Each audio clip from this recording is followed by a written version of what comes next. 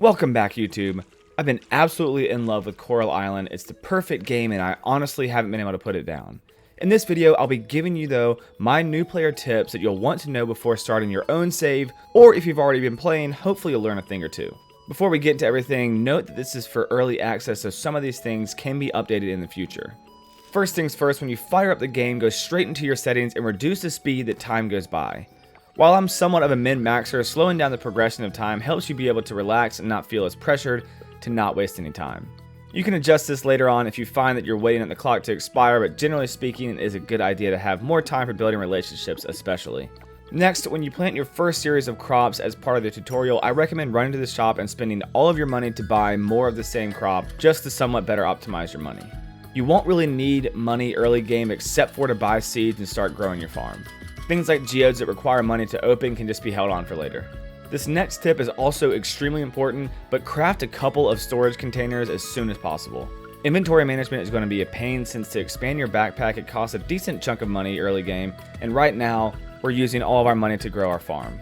So crafting about 2 storage containers should keep your inventory tidy since you don't need to carry everything around during the day. You can also rename your chests, which is a fun feature and further helps keep your farm organized. As you run around the island, you'll probably notice 4-leaf clovers popping out of the ground. These are similar to the little worms in Stardew Valley in that they'll drop various items from seeds to compost and maybe even more rare items if you're lucky. Now on the topic of collecting items, you'll want to collect everything on the ground from mushrooms to flowers. They have many great uses from gifts to townies to eating when your stamina is low to recover some of your stamina. Another great way to get valuable items is by rummaging through trash cans. At this time, townies do not judge you for going through their trash cans, so dumpster dive away. You can find some valuable items such as rare insects or fish that can surprisingly be donated to the museum.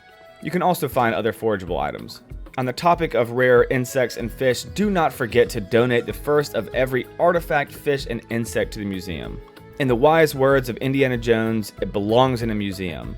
If you're not familiar with Animal Crossing's museum mechanic, which is what Coral Island seems to be very loosely based off of, each season you'll have a chance to catch a select species of fish and insect. So if you don't catch and donate a specific fish or insect from start of spring to the time spring ends, you'll have to wait till the following year to have your chance. Now, it's not the end of the world if you don't catch all the fish and insects available during each season, but for those of you completionists out there, you want to pay attention to that. Now, if you're looking for alternate ways of making money as you wait for your crops to grow, I highly recommend taking up bug catching, fishing, or even selling foraged items that grow around the island. Now, personally, I like to save a couple of the forageable items from each season just in case the townie wants it or to be able to gift it for one of the townie's birthdays.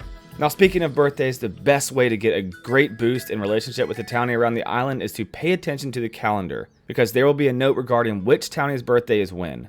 You'll also want to know what each person likes or does not like, as they'll like you less if you give them items they hate, obviously.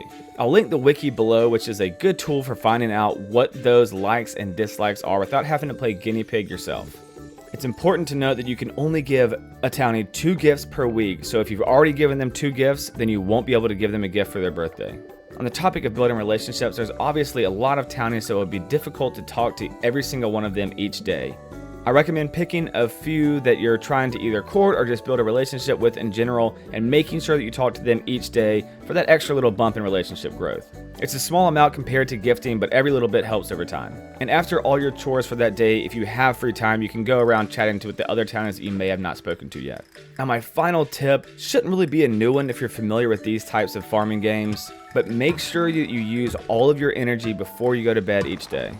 If you get back to your home and are ready to go to bed, make sure to work on clearing a little bit of your farm to spend that last little bit of energy, or if you're totally cleared out, do a little bug catching or fishing to make a little bit more money. Be careful though, because if you stay out past 1 a.m., you will pass out. Anyways, I hope my tips were helpful. If you have any specific questions or comments on what you think is a good tip for a new player, please drop in the comment section below so we can all help each other out.